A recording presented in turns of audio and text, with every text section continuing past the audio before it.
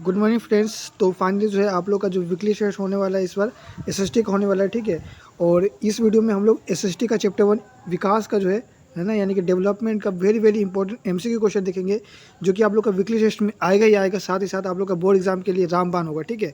तो आप लोग जो है इस वीडियो को बिल्कुल इन तक देखिएगा, ताकि जो है ना, और इसका नोट्स बना कर लिख लीजिएगा कॉपी में, ठीक है।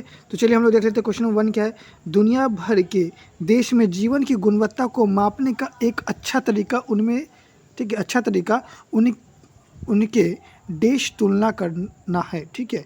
तो यहाँ पे जो है क्या है बताइएगा, मनी पावर या फिर मानव विकास सूचकांक या फिर जो है सकल राष्ट्रीय आय या फिर सतत विकास। तो इसका जो राइट आंसर हो जाएगा, है ना, ठीक है, इसका जो राइट आंसर हो जाएगा क्या हो जाएगा, मानव विकास सूचकांक। पूछ सकता है एग्जाम, ठीक है। एसीडी का फुल फॉर्म क्या होता है, तो क्या बताइएगा, सतत आर्थिक विकास होता है, ठीक है।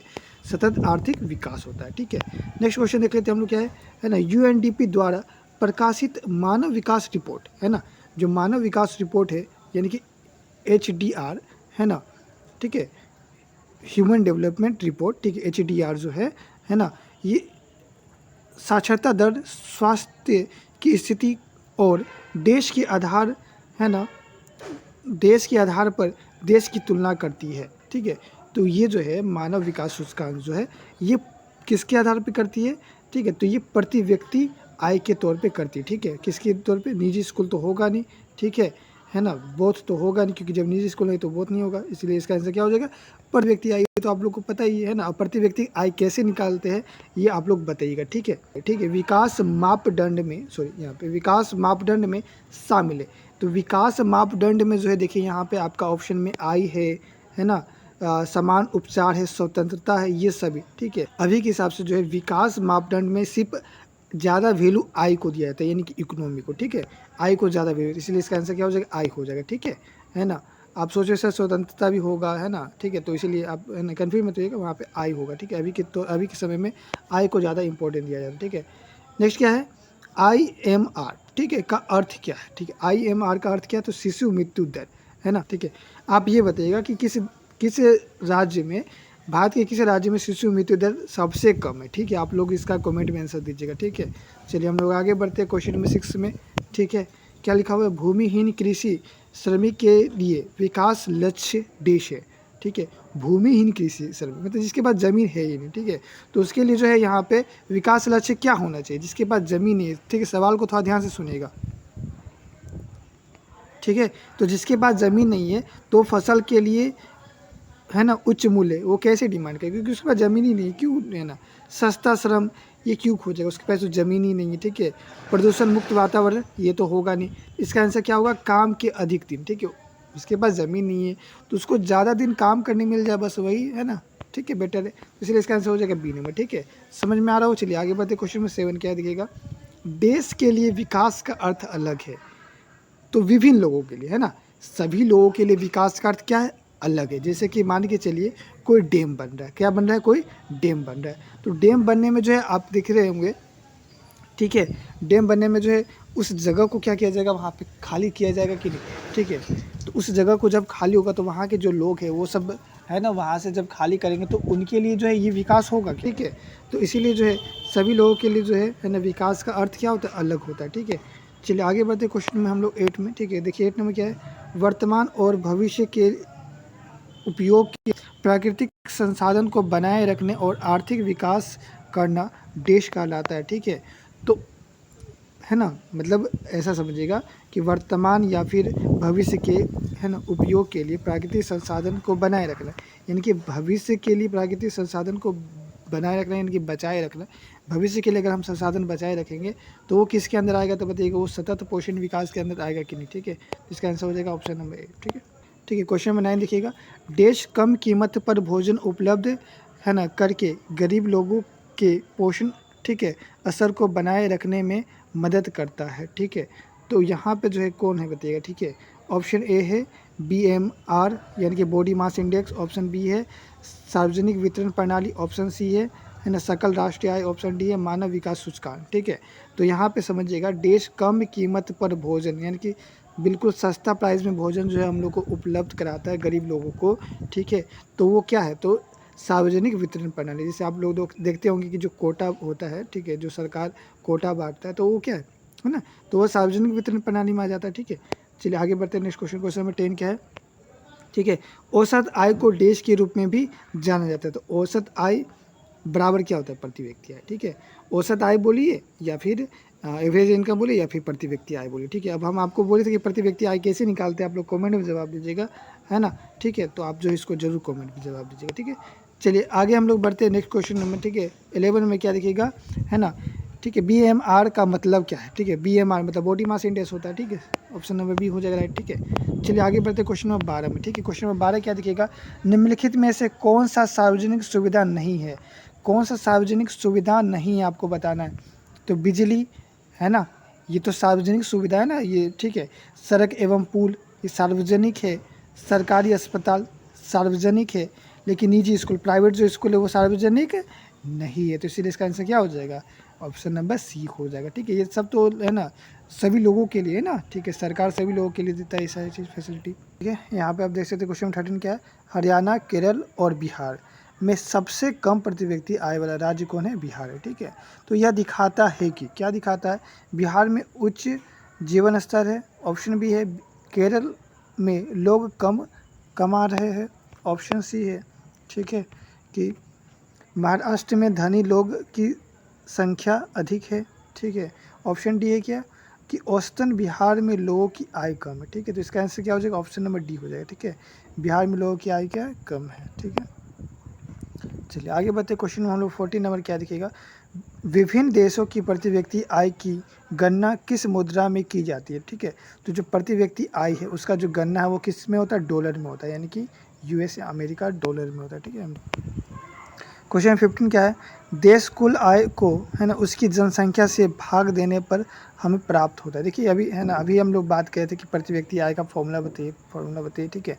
और यहाँ पे क्वेश्चन आ ही गया, ठीक है, कि देश की जो है कुल आय और उसकी जनसंख्या से अगर हम लोग भाग करते, डिवाइड करते, देश की टोटल इकोनॉमी कितना और उसका टोटल जनसंख्या कितना, उसे अगर हम लोग डिवाइड कर देते हैं, ठीक है, तो हमें क्या प्राप्त होता है, तो हमें प्रति व्यक्ति आय प्राप्त होता है। इसी का एक और नाम क्या है, तो औसत आय है, ठीक है। तो इसलिए आंसर क्या हो जाएगा, 1 और 3 हो जाएगा, यानी कि ऑप्शन नंबर बी राइट हो जाएगा, ठीक है। चलिए आगे बढ़ते क्वेश्चन नंबर 16 में क्या है ना, केरल की प्रति व्यक्ति आय देश की तुलना में अधिक है। तो केरल की जो प्रति व्यक्ति आय है वो किसकी तुलना में अधिक है, तो बिहार, है ना, क्योंकि बिहार में, है ना, प्रति व्यक्ति आय क्या है, कम है, ठीक है। चलिए आगे बढ़ते क्वेश्चन नंबर नेक्स्ट क्या है हमारा, ठीक है, 17 नंबर, केरल की प्रति व्यक्ति आय किसकी तुलना में कम है। केरल की जो प्रति व्यक्ति आय है वो बिहार में तो ऐसे ही कम है, ठीक है। तो केरल की आय मतलब ऐसा कौन है जो केरल से भी ज़्यादा है उसका प्रति व्यक्ति आय, ठीक है। तो इसका आंसर क्या हो जाएगा, पंजाब, ठीक है। आगे बढ़ते क्वेश्चन नंबर नेक्स्ट, है ना, 18 नंबर, ठीक है, क्या है, प्रति व्यक्ति आय छुपती है। तो प्रति व्यक्ति आय जो है क्या छुपाती है, तो असमानता छुपाती है, ठीक है। इसका जो आंसर हो जाएगा आपका, है ना, ऑप्शन नंबर ए, ठीक है। औसत आय तो होगा नहीं, कुल जनसंख्या ये सब तो खैर बताता ही है ना, ठीक है। इनमें से कोई नहीं, ये तो होगा नहीं, यानी कि ऑप्शन ए होगा आपका असमानता। समान आयु वर्ग के बच्चों की कुल संख्या के प्रतिशत के रूप में स्कूल जाने वाले बच्चों की कुल संख्या कहलाती है, ठीक है। तो वो क्या कहलाती है, तो वो शुद्ध यानी कि निवल उपस्थित अनुपात कहलाती है, ठीक है। आगे क्वेश्चन नंबर 20 देखते क्या है, यानी किसी देश का विकास सामान्यतः उसके देश द्वारा निर्धारित किया जाता है, ठीक है। तो किसी भी देश का जो विकास है वो, है ना, किसके द्वारा निर्धारित किया जाता है, वो प्रति व्यक्ति आय के द्वारा निर्धारित किया जाता है, ठीक है, ठीक है। क्वेश्चन नंबर 21 देखिए क्या है ना, देश के विकास के बारे में अलग अलग व्यक्तियों की अलग अलग और, है ना, परस्पर विरोध, है ना, धारणाएं हो सकती है, ठीक है। सभी के लिए एक ठीक है, निष्पक्ष और न्यायपूर्ण मार्ग प्राप्त किया जाना चाहिए, ठीक है। यहाँ चर्चा की जा रही है अवधारणा की व्याख्या करें, ठीक है। तो यहाँ पे जो है अवधारणा की व्याख्या करें, यानी कि क्या हो जाएगा, ये सांस्कृतिक विकास होगा या राष्ट्रीय विकास होगा या आर्थिक विकास होगा या सामाजिक विकास होगा। तो इसका आंसर क्या हो जाएगा, बताइएगा, सामाजिक विकास, ठीक है, समाज का विकास किया जाए। चलिए आगे बढ़ते हैं नेक्स्ट क्वेश्चन में हम लोग, है ना, क्वेश्चन नंबर 22 में, उच्च आय वाले देश कम आय वाले अन्य देश की तुलना में देश है, ठीक है। तो जो उच्च आय वाले देश है वो कम आय वाले देश की तुलना में क्या है, ठीक है, वो अधिक विकसित है कि नहीं। इसका ऑप्शन नंबर हो जाएगा बी राइट। चलिए क्वेश्चन 23 देखते हैं क्या है ना, देश की कुल आय को उसकी कुल जनसंख्या से विभाजित करने पे, अभी तो हमने बताए थे इसका आंसर, ठीक है, ऑप्शन नंबर सी हो जाएगा। चलिए आगे बढ़ते हैं, क्वेश्चन नंबर 24। 7 और 7 से अधिक आयु वर्ग के, है ना, साक्षर जनसंख्या के अनुपात को देश कहा जाता है, यानी कि वो उसको क्या कहते हैं, है ना, ठीक है, उसको हम लोग क्या कहते हैं, साक्षरता दर कहते हैं, ठीक है, यानी कि 7 या 7 से अधिक वर्ष के बच्चे का पढ़े तो साक्षरता दर में आता है, ठीक है। आगे बढ़ते क्वेश्चन नंबर 25। शुद्ध उपज अनुपात की गणना के लिए बच्चों की किस आयु वर्ग को शामिल किया गया, ठीक है। तो इसका जो आंसर हो जाएगा आपका ऑप्शन नंबर ए नहीं होगा, ठीक है, यहाँ पे 14 से 15 हो जाएगा, ठीक है, यानी कि ऑप्शन नंबर जो है आपका डी, 14 से 15 ईयर को जो है आपको रखा गया, ठीक है। ये आप एनसीईआरटी बुक में देख सकते हैं 14-15 लिखा हुआ, ठीक है। चलिए आगे बढ़ते क्वेश्चन नंबर 26 में क्या है, बॉडी मास इंडेक्स, ठीक है, की गणना के लिए गणना के लिए व्यक्ति के वजन को विभाजित किया जाता है, ठीक है। तो बॉडी मास इंडेक्स जो है हम लोग कैसे निकालते हैं, ठीक है, तो हम लोग क्या करते हैं, तो ऊंचाई मीटर का वर्ग करते हैं, ठीक है, यानी कि बॉडी मास अगर निकालना है तो, ठीक है, तो हम लोग क्या करेंगे, किसी भी व्यक्ति जो है उसका वजन, ठीक है, और बटा में क्या करेंगे, ठीक है, ऊंचाई जो हाइट है, ठीक है, हाइट का क्या करेंगे, वर्ग कर देंगे, तो वो आपका, है ना, निकल जाएगा बॉडी मास इंडेक्स, ठीक है ना। अगर, ठीक है, और कितना में जो कुपोषित है वो आप बताइएगा, ठीक है, कमेंट में, ठीक है। चलिए एक और क्वेश्चन देख लेते हैं उसी से, है ना। यदि BMI यानी कि बॉडी मास इंडेक्स जो है 18.5 से कम है तो वो व्यक्ति क्या है ना, वो व्यक्ति जो है क्या कहलाता है, वो कुपोषित कहलाता है, ठीक है ना। तो अगर मान के चलिए ये तो कम वाला बात करें, 18.5 से कम है, यानी कि अगर ज़्यादा बात करें तो अगर 25 से अगर ज़्यादा हो गया तो भी वो क्या कहलाएगा, कुपोषित कहलाएगा, यानी कि 18.5 और 25 के बीच में तो वो ठीक है।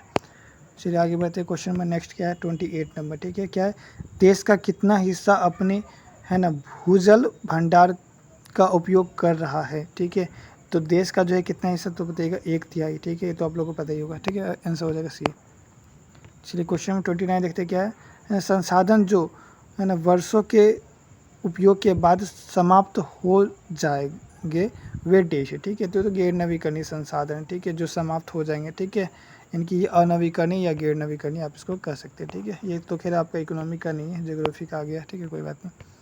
नेक्स्ट क्वेश्चन देखते हैं, क्या है ना, भूमिहीन, ठीक है, मजदूर के, है ना, विकासात्मक लक्ष्य में सर्वोच्च प्राथमिकता क्या है, ठीक है। तो खैर देखते हैं यहाँ पे क्या होगा, ठीक है, भूमिहीन मजदूर, ठीक है, तो ये खैर हम बात किए ही थे, ठीक है, इसका भी आंसर जो है आप लोगों को पता है ना, ठीक है, काम के अधिक दिन जो है और, है ना, बेहतर मजदूरी, ठीक है। 31 क्या है, शिक्षित शहरी बेरोजगार युवाओं की आकांक्षा क्या होगी, ठीक है। तो जो शिक्षित शहरी बेरोजगार है युवा, उन लोगों का जो है आकांक्षा क्या होगा, ठीक है। तो इसका ऑप्शन ए है, क्या है ना, कि एक शिक्षित शहरी बेरोजगार युवा कृषि में बेहतर अवसर की आकांक्षा करेगा, ऑप्शन बी है ना, उसके ऊपर की ओर बढ़ने के लिए जीवन में हर कदम पर सरकार से समर्थन, ठीक है, ऑप्शन सी है, क्या है ना, एक शहरी शिक्षित बेरोजगार अच्छे रोजगार के अवसर की आकांक्षा करेंगे, ठीक है, ठीक है, अच्छे रोजगार की आकांक्षा करेंगे जहां उसकी शिक्षा का उपयोग किया जा सके, ठीक है। तो इसीलिए इसका आंसर क्या हो जाएगा, ऑप्शन नंबर सी हो जाएगा, ठीक है।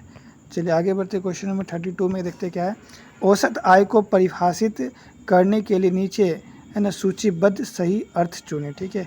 तो औसत आय ये तो कितना बार बताया, इसका आंसर क्या हो जाएगा, ऑप्शन नंबर सी हो जाएगा, ठीक है। औसत आय जो है ना, प्रति व्यक्ति आय के समान होता है, ठीक है।